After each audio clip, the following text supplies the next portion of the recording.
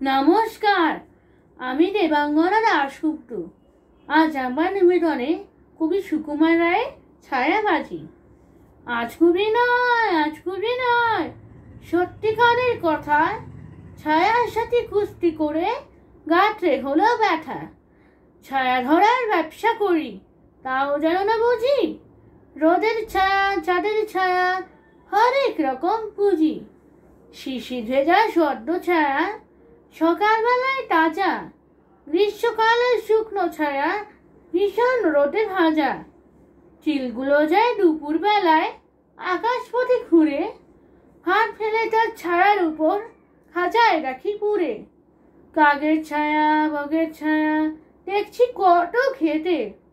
হালকা মেঘের বাঁধছে ছায়া, তাও দেখেছি যেতে। কেউ জানে না এসব কথা, কেউ বোঝে না কিছু। কেউ ঘোরে না আমার মতো ছায়ার পিছু পিছু। তোমরা ভাবো গাছের ছায়া অমনি লতায় ভুয়ে, অমনি শুধু ঘুমায় বুঝি শান্ত মাটো শুয়ে।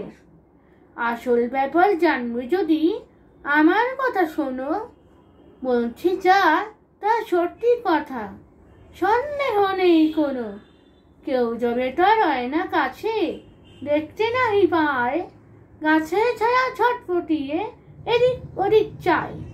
সেই সময় গুড়গুড়িয়ে পেছন হতে এসে নামায় জেগে ধপাস করে ধরবে তারে ঠেসে।